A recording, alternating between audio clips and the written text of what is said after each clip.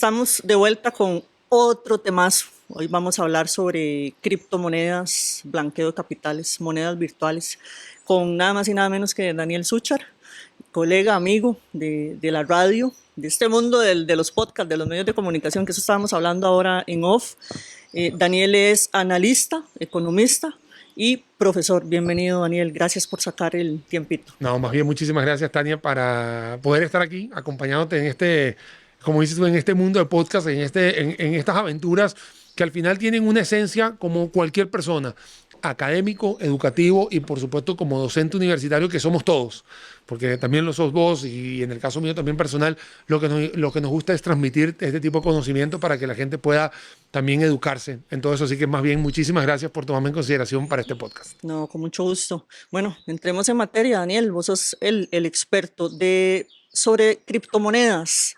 Se habla mucho, pero creo que hay un gran sesgo, hay mucho tabú en torno a las criptomonedas. Pero más allá de eso, también hay datos que son muy interesantes que emanan de un informe particular del Instituto Costarricense sobre Drogas, del ICD. Cuando se habla de las nuevas tipologías, ahora salta a la vista que se utiliza muchísimo la criptomoneda para solicitudes por secuestro, incluso relacionado con asuntos de pagos por homicidios, y además facilita de alguna forma el blanqueo de capitales. Entonces, yo creo que lo primero que hay que hacer es explicarle a la gente qué es la criptomoneda, cómo funciona, cómo se come eso.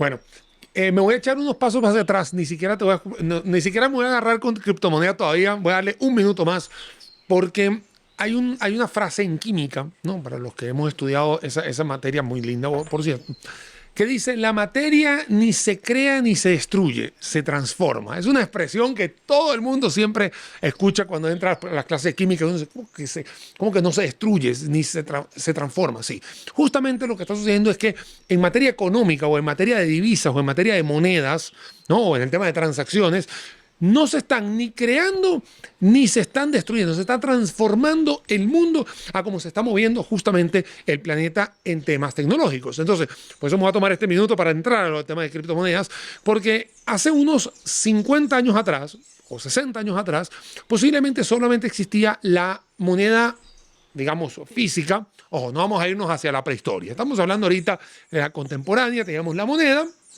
y empezaron a existir, y existían los billetes.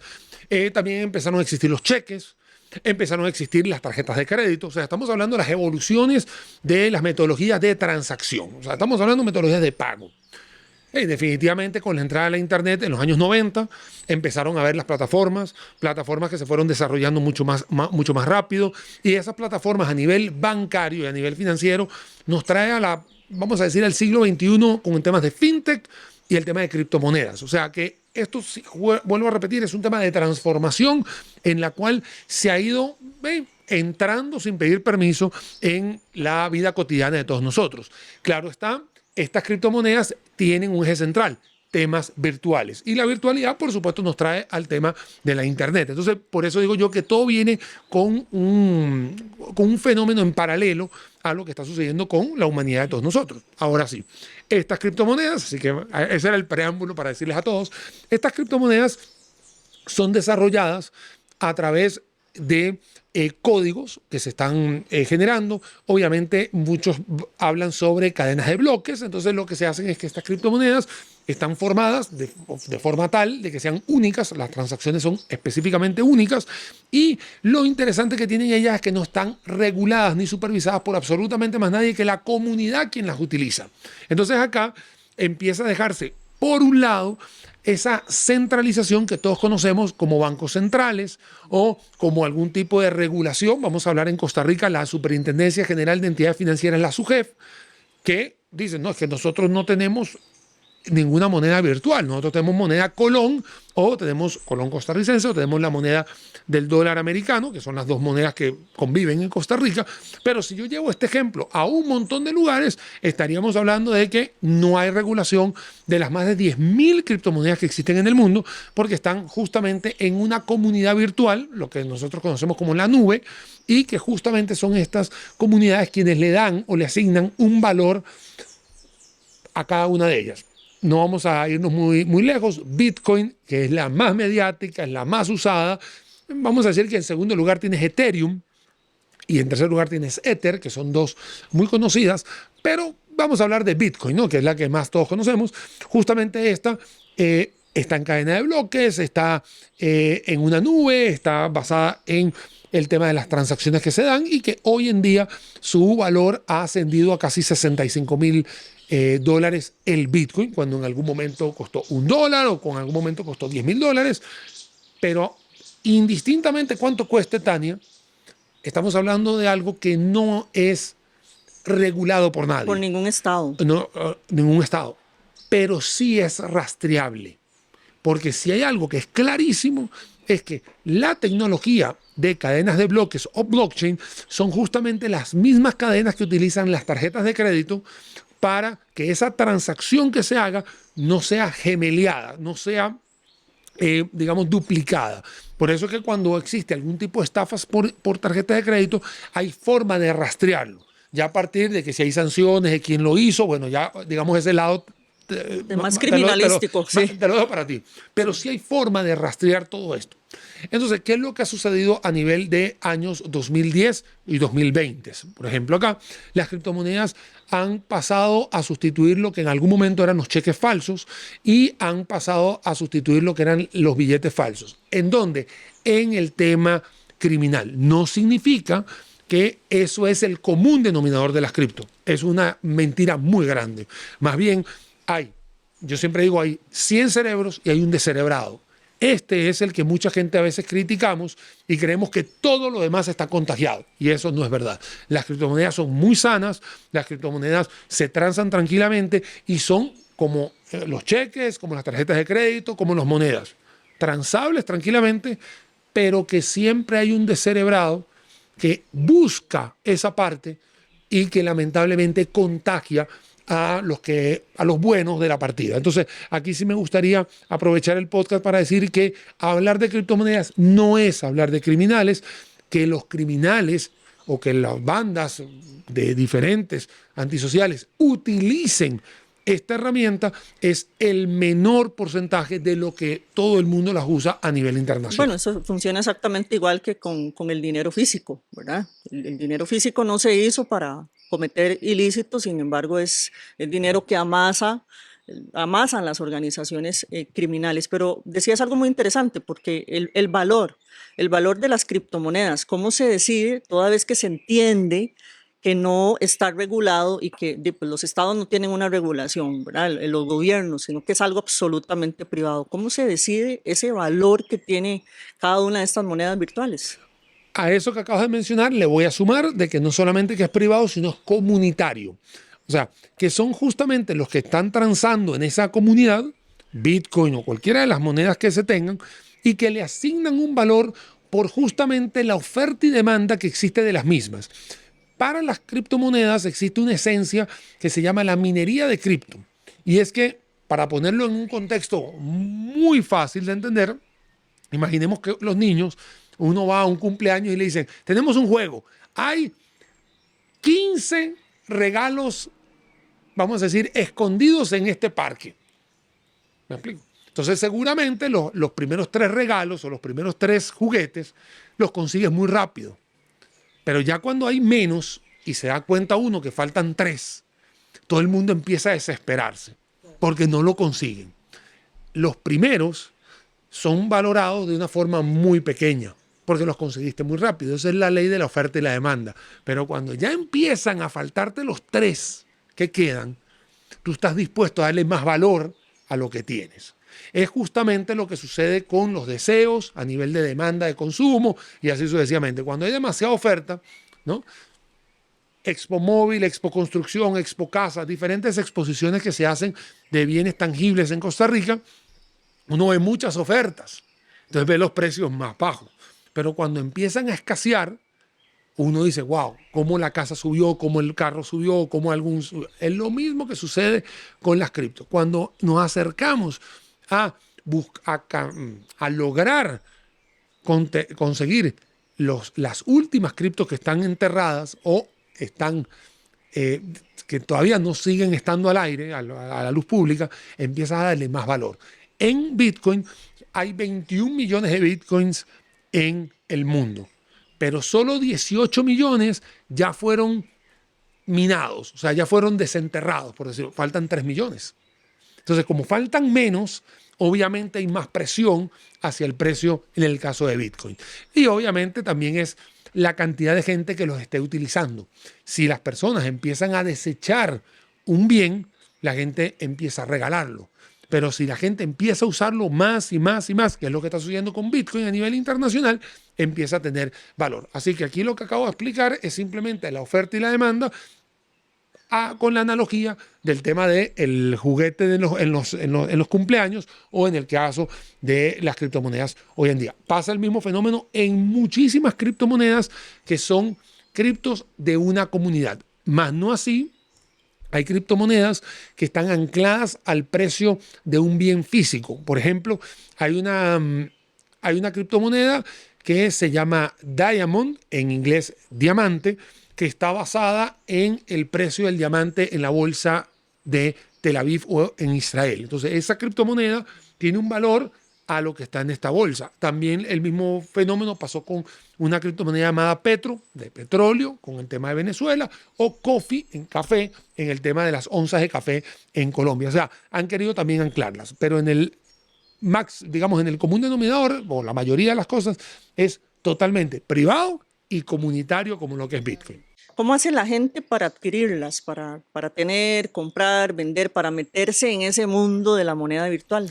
Mira, en la sana teoría, Tania, porque también vamos a conversar de la parte que no es tan sana, existen algunas aplicaciones legalmente constituidas, y digo legalmente constituidas porque justamente esas aplicaciones tienen una base en algún país y sí están totalmente registradas por temas temas publicitarios y comerciales, no podemos decir las marcas, pero son exchange que uno las baja, ¿sí? Uno las coloca en sus teléfonos celulares inteligentes, que prácticamente es el teléfono que todos tenemos hoy en día, y ellas te van a dar el chance de poder transar criptomonedas, comprar criptomonedas y poder vender criptomonedas. Entonces, esta aplicación o estas aplicaciones se encargan de darte a ti un usuario que es único, no se puede gemelear, no puede duplicarse.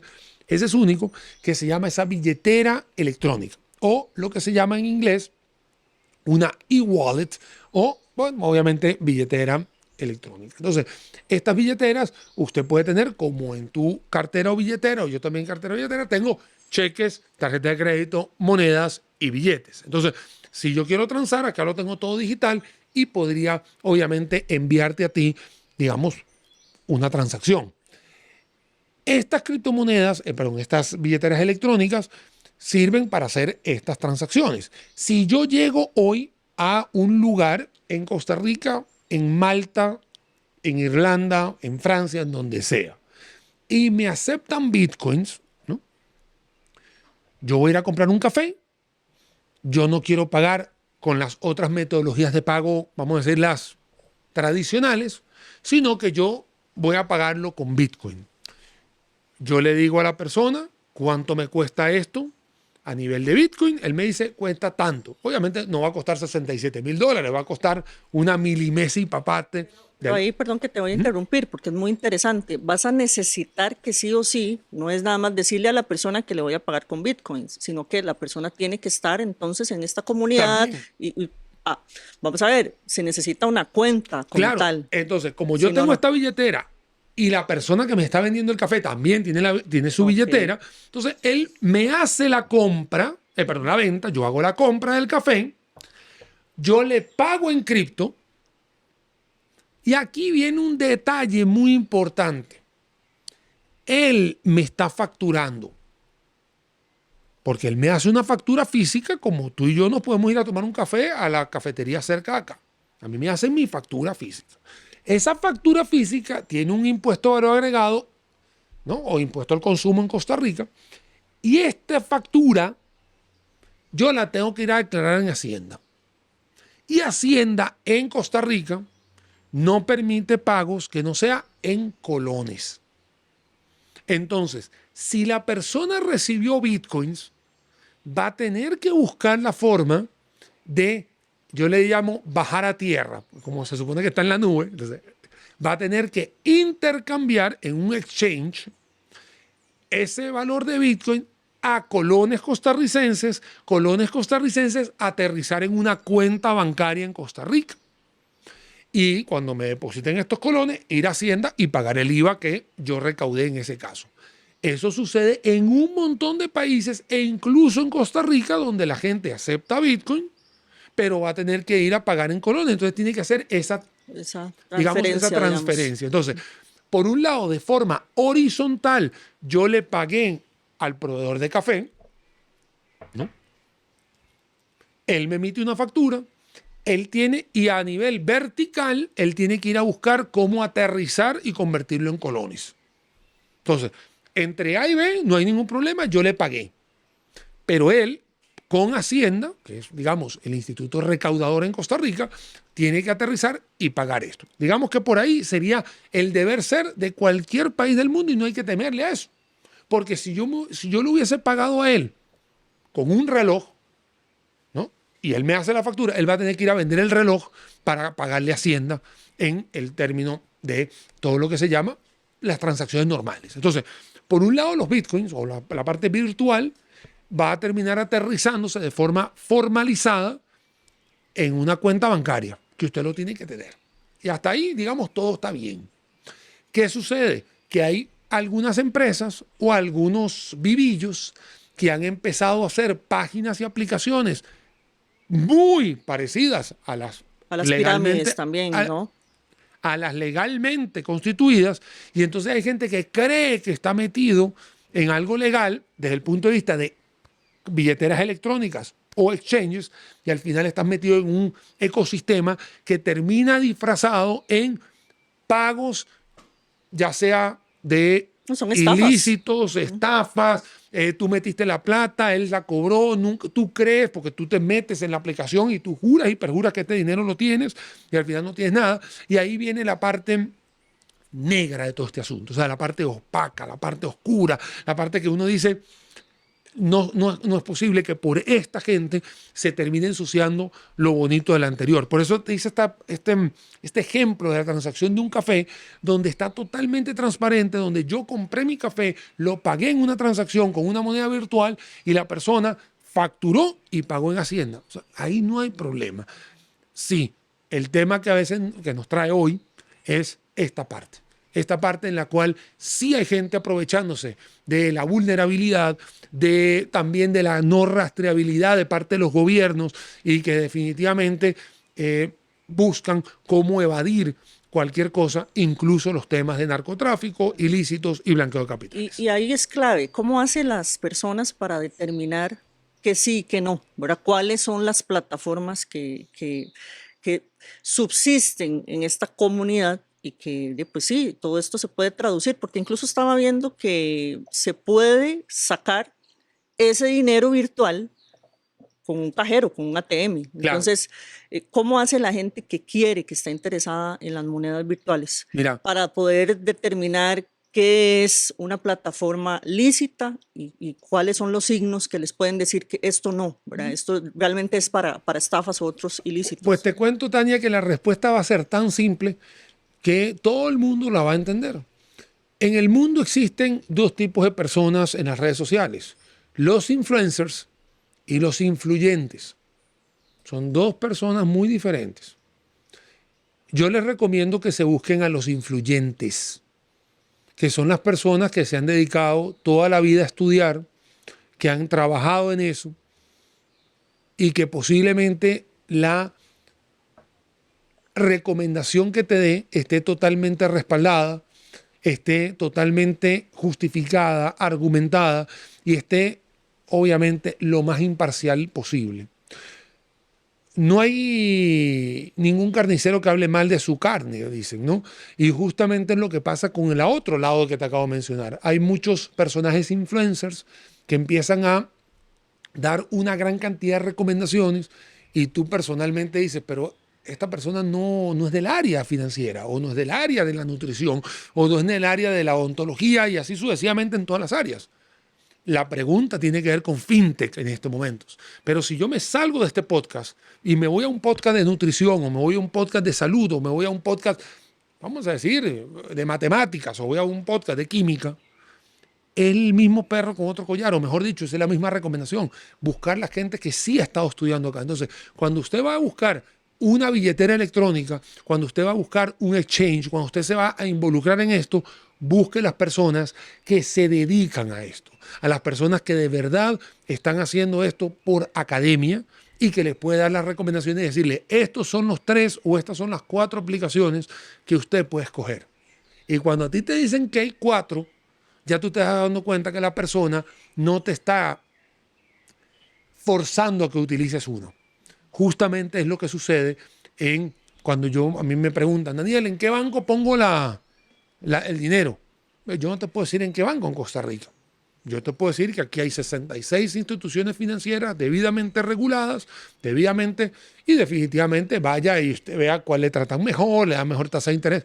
Pero yo no me inclino por este banco, ni por esta financiera, ni por esta mutual, porque sencillamente yo prefiero darte dónde está el argumento de no embarcarte en algo que no es. Justamente es la respuesta que daría dónde podríamos estar buscando cuáles son las aplicaciones sólidas de todo esto. Y cuando tú lo buscas en internet, hay páginas especializadas de temas virtuales, de temas de criptomonedas, que tú te dices, mira, sí, aquí me están dando una recomendación de un menú, y obviamente ya después de uno tiene que elegir el menú. Y ahí es donde uno se da cuenta o tiene la forma de mitigar el riesgo de meterse en algo fantasmagórico que te puede llevar a una estafa, como habíamos hablado hace unos minutos atrás. Sí, porque efectivamente el riesgo es muy alto, ¿verdad? Y volviendo a la investigación que se hace del el área de inteligencia financiera, del ICD, que a mí me llama mucho la atención y obviamente lo estuve leyendo,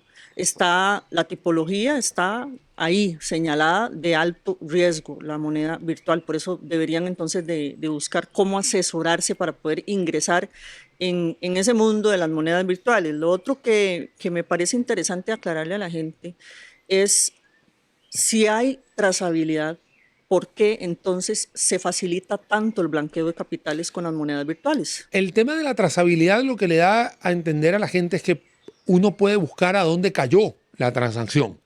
El tema está en que como no existe ningún tipo de jurisdicción, digamos, de ley en Costa Rica para poder hacer ese rastreo, ahí es donde está, digamos, el gris o la parte que turbia en el caso de que no se pueda rastrear, de que no se pueda rastrear desde el punto de vista de un organismo de investigación. Y ahí es donde viene, digamos, la falta de leyes que nosotros podamos tener acá en Costa Rica. Ahora, que hoy en día se ha transformado en temas de criptomonedas y que sean parte de los pagos de un secuestro, por ejemplo. En esto me voy a meter en tu área, por favor me corriges. El secuestro o digamos esta toma de un rehén, etcétera, y siempre ha sido, a mí me lo pagas en efectivo.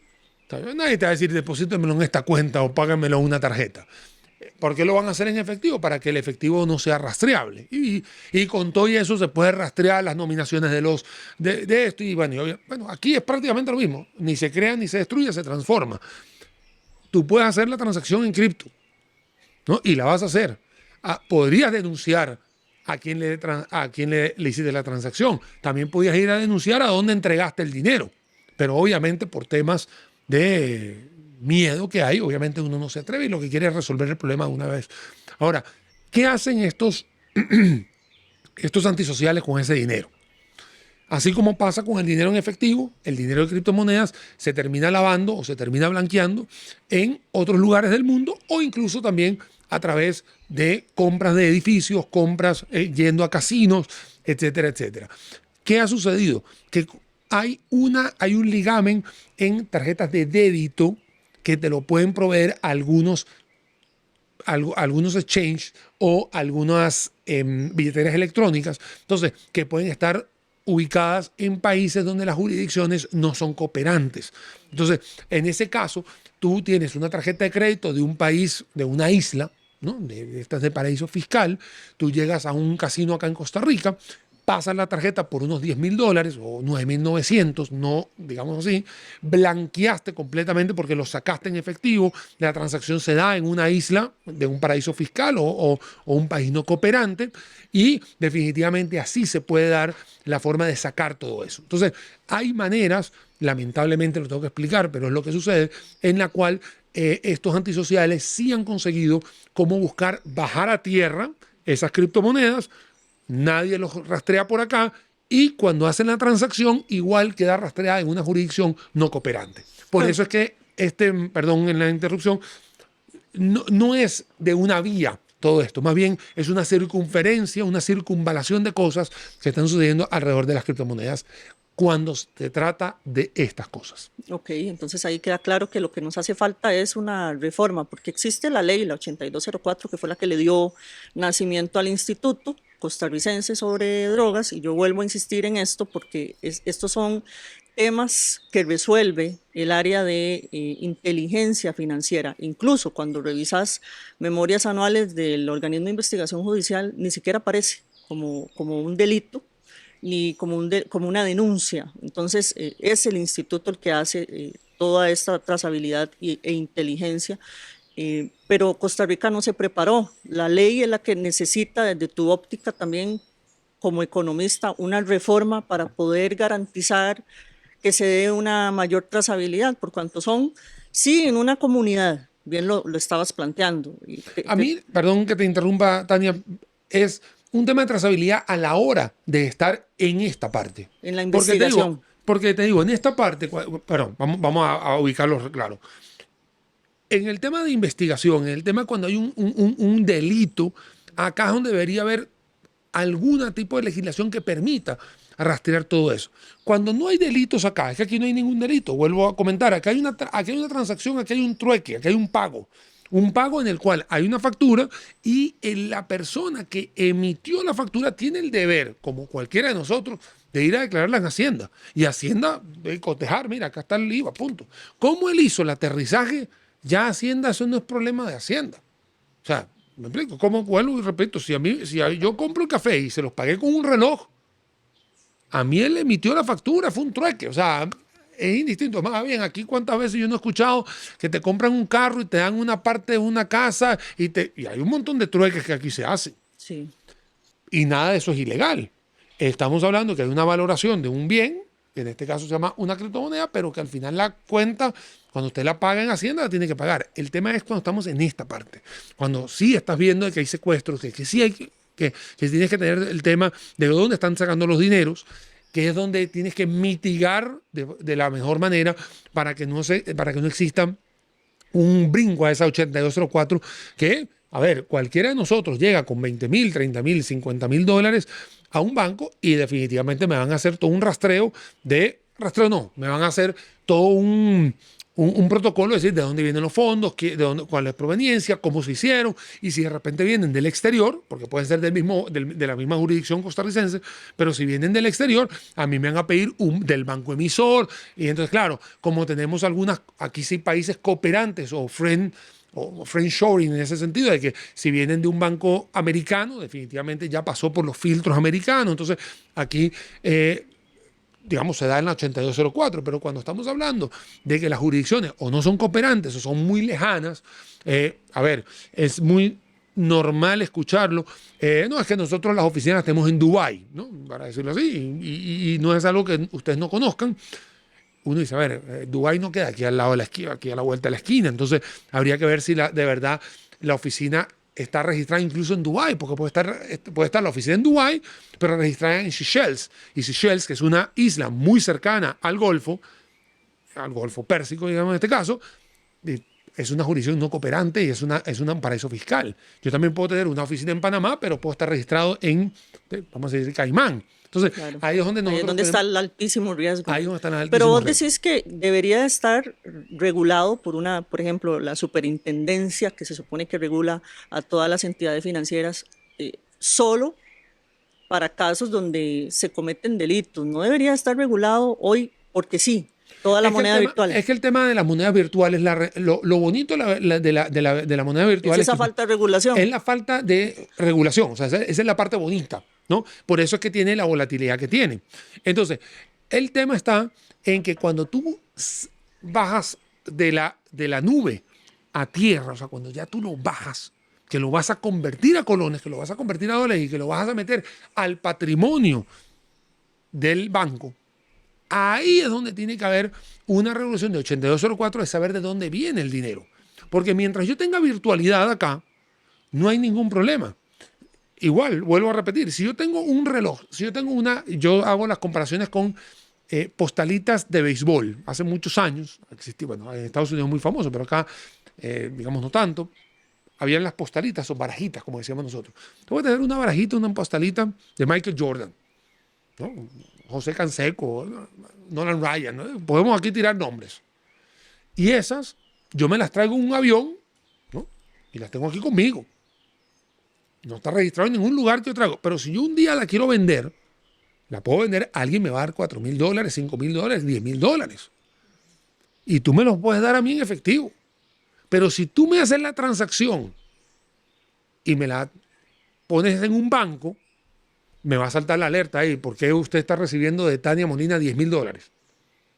Si usted usualmente en su cuenta no pasa de tanto y de repente... Y no tenés relación en ninguna ni transferencia comercial, ni con nada. Tania. Entonces Correcto. me va a saltar... Sí. Ahí es donde el rol entonces de los bancos tiene que ser mucho más activo. Exactamente. Entonces, regular las transacciones. No, o sea, usted trance tranquilamente. Pero el día que usted vaya a bajar ese dinero, a hacerlo realidad, a ponerlo en este banco, en esta financiera, en esta mutual o en esta cooperativa, definitivamente son los 4 lugares donde lo vas a poder tener, ¿no? Ok, ahí sí. ¿De dónde viene? ¿De dónde viene este dinero? Porque usualmente la gente no baja 50,000 pesos. O sea, porque estamos hablando de que si van a bajar algo que sea realmente considerable, va a ser después de $10,000, que usualmente es el número que usualmente digamos, detecta las alarmas. Entonces ahí uno tiene que ver de dónde están viniendo, de qué exchanges están viniendo, de qué billeteras electrónicas están viniendo. Y ahí sí es donde podemos ver qué es lo que está sucediendo. Que una persona gane dinero en cripto y pueda estar en su casa haciendo home office y esté ganando en cripto, no hay ningún problema. Usted lo puede hacer. Pero esa persona que está en home office, estoy seguro que el mes siguiente le va a llegar la factura del agua, la factura de electricidad, la factura, por supuesto, del condominio y la factura del carro y la factura que hay que pagar en colones. Bueno, entonces esa persona va a tener que convertirlos. Entonces, en esa conversión es ahí donde hay que tener el cuidado.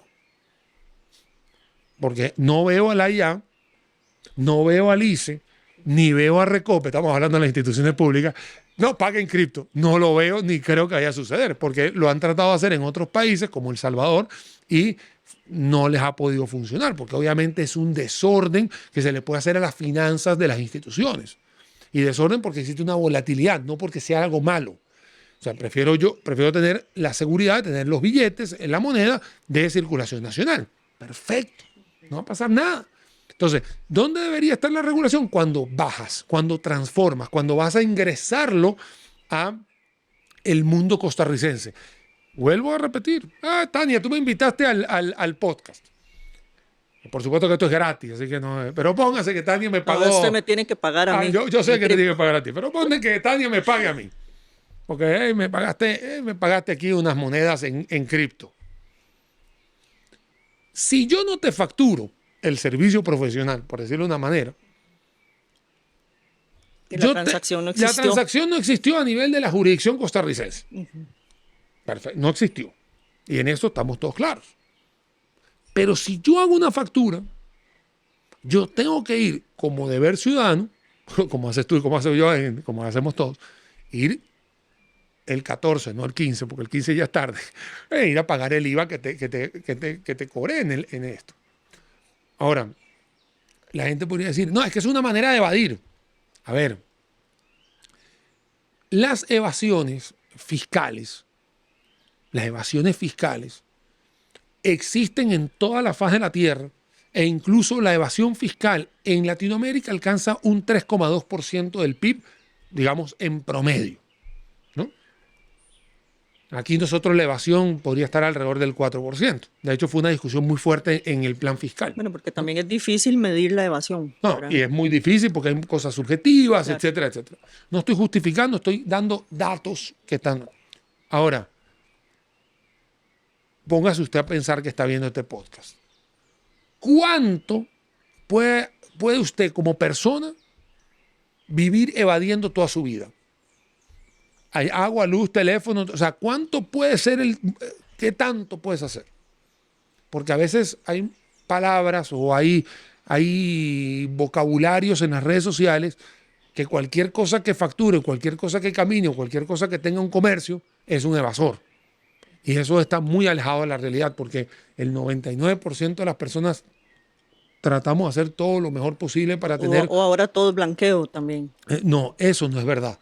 Y eso también hay que dejarlo claro, o por lo menos quiero hacerlo aquí en tu espacio, Tania, porque si bien puede haber alguien que te facture, llévate la taza, tú no puedes estar vendiendo tazas toda tu vida sin factura. ¿Me entiendes? Porque después tú tienes que importarlas. ¿De dónde sale el dinero? Cruza la información. Ahora tenemos lo que se llama factura electrónica instalada hace 4 años en Costa Rica. Casi todo está cruzado. Tenemos un cruce de información que es claro a nivel de las importaciones, de las exportaciones, lo que está teniendo, digamos, el sistema TICA, lo tenemos en Costa Rica para ver todo eso. Entonces, hay que bajarle un poquito esas rayas a la gente que dice o cree que cualquier persona en este país está evadiendo. No, eso no es así. Y si alguien quiere hacerlo, ¿no? Si alguien quiere hacerlo, ¿cuánto tiempo puedes estar haciendo esas transacciones todo el día?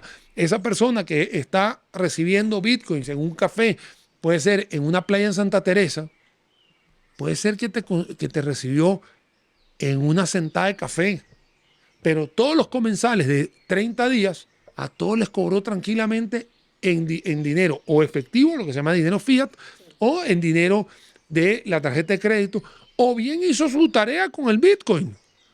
Consiguió Bitcoin y lo bajó a tierra. Entonces, es un tema que en el ciudadano común se puede tener una convivencia tranquilamente en Costa Rica, pero sí poder tener esa vigilancia de dónde están viniendo los dineros de esos e-wallets o estos exchange que tiene. Ahora, me paso a la línea de blanqueo, porque al final el blanqueo de capitales, no voy a dejar de decir la expresión, ni se crea, ni se destruye, se transforma. Blanqueo de capitales lo hemos vivido nosotros que tenemos un poquito más, ya, tú no tienes canas, gracias a Dios, pero yo sí, aquí se me ven. Yo me las tiño. Te las tiñes, pero el tema está en que el blanqueo de capitales siempre ha existido. Un ejemplo es la ciudad de Cali y la ciudad de Medellín, que son ciudades que todos conocemos de que prácticamente la mitad es con Producto Interno Bruto realizado legalmente y el otro Producto Interno Bruto es fondeado por narcotráfico. ¿Ok? Y ahí tienes las ciudades, digamos, de blanqueo más grandes que se pueden decir que si han funcionado o no. Bueno, creo que no es el tema del podcast, pero sí, así fue como se construyeron puentes, se construyeron edificios, se construyeron. Y así mucha gente también hace estos blanqueos de capitales construyendo o yéndose al tema de construcción. Claro, es que también es muy difícil y hace parte del Producto Interno Bruto del mundo, ¿verdad? Ni siquiera de Costa Rica, y es muy difícil. Siempre hay brechas, Daniel, siempre hay espacios donde se va a generar blanqueo. Este sí es un país que está blanqueando mucho capital, eso dicho por organismos internacionales con gran valor desde la perspectiva económica y desde la perspectiva de toda la exploración y el estudio que se hace de las economías criminales, ¿verdad?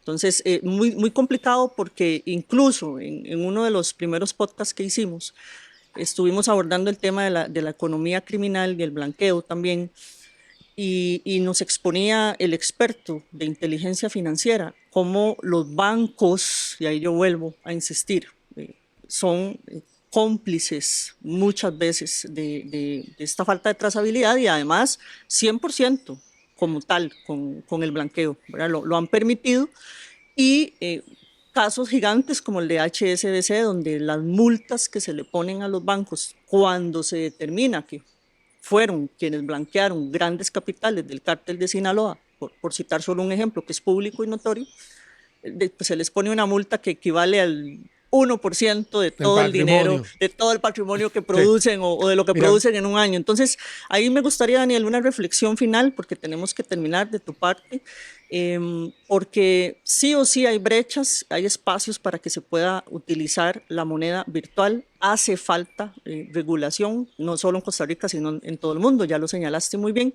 pero una reflexión final en cuanto a cómo se podría hacer. O sea, sí o sí se requiere una reforma a la ley y una regulación mayor, o que sigan operando en una comunidad y, como vos señalabas, luego conviertan y bajen de la nube y materialicen y lo lleven al dólar o lo lleven al colón. Mira, para mí las reflexiones finales, porque no es una sola, van a ser un par de ellas, es que uno, el mito de las criptomonedas asociadas al arte criminal no es así, porque así como el billete falso y la moneda falsa y las tarjetas de crédito falsas, también existen la gente que está aprovechando esa vulnerabilidad o ese espacio de las criptomonedas. Entonces, criptomonedas no es igual jamás ni nunca a temas criminales. Que hay gente que aprovecha eso, no lo voy a negar, como estaban las otras opciones. Así que por ahí quisiera despejar y colocar esa reflexión final primero. La segunda es que las criptomonedas son parte de esa transformación.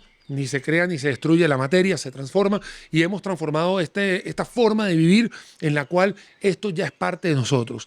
Que sí debería haber un control en el cual vigile de dónde están llegando esos dineros cuando aterrizan, cuando se bajan de las nubes, es exactamente igual a cuando yo puedo hacer una transacción a nivel internacional que tiene un emisor, que en este caso puede ser un banco en Venezuela, una mutual en Panamá, una cooperativa en México, o puede ser una financiera en Colombia, que diga cuáles son los orígenes de los fondos y que obviamente con la 8204 pueda abrirse la 8204, perdón, abrirse no, fortalecerse la 8204, perdón, abrirse no, es que abrirse pareciera como que portillos, no, fortalecerse la 8204, de decir, sí, esta transacción viene de este exchange, que está totalmente constituido, que está en una jurisdicción que todos conocemos y que es cooperante, y que no habría ningún problema para una Tania o un Daniel que está usando dentro de su portafolio de monedas también el tema de criptomonedas. Y la tercera y principal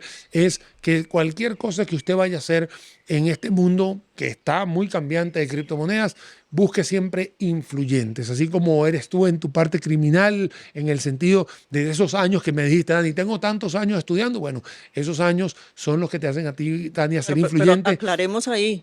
En la parte criminal no. No, como analista en este tema, no como criminal, que quiero detallar, pero sí es que es la recomendación que siempre le doy a las personas. Búsquese a esa persona que ha estudiado, que ha estado, que no le quiere vender nada, que le quiere enseñar. Así como lo haces vos, y bueno, y que también tratamos nosotros de esta humilde trinchera también enseñarle a la gente. Más bien, muchísimas gracias, Tania, por la invitación. Gracias, Daniel, por toda esta información que es muy valiosa. Y bueno, ahí queda obviamente, yo siempre digo que es muy importante el papel de los bancos, porque los bancos son los primeros que tienen que levantar la mano cuando hay operaciones sospechosas para la plataforma del Estado, que es para el instituto per se. Me queda clarísimo hoy más que nunca. Te voy a contar con esa publicidad también que deben haber sanciones. Sí. Porque a veces las sanciones quedan en el aire y a veces o son muy laxas o a veces la justicia en Costa Rica, digamos, ni dejamos es pronta, pasar ni esto. es cumplida. Entonces, la verdad que también me gustaría aprovechar así de feria, terminar también con esa reflexión de que también las sanciones sean congruentes. Congruentes. Claro. No, y que se hagan, ¿no? Y que se hagan a la hora que es, porque a veces en Costa Rica a veces hemos visto algunos casos en los cuales pasan años, y la verdad que pareciera que a nadie le estuviese importando. Entonces, la verdad, también es importante hacer eso. Sí, que pareciera que la justicia aplica solo para ciertos niveles de la sociedad. Pero eso, Muchas gracias. Eso lo hacemos otra vez. Muchas gracias, Daniel. Te voy a invitar de nuevo y vamos a estar incluso por ahí en la radio ampliando sobre este tema que es muy interesante. A todos ustedes agradecerles, como siempre, que nos hayan acompañado en este canal de comunicación Facebook, e invitarlos a que nos vean en el canal, que vayan y le den like al canal de YouTube, e incluso descarguen descarguen el podcast en Spotify y lo puedan compartir para seguir haciendo posible todos estos análisis de estos temas tan importantes. Y un agradecimiento, como siempre, súper especial para Supli Servicios y Arco Consultores, que son los que hacen posible este espacio. Nos vemos en un próximo episodio.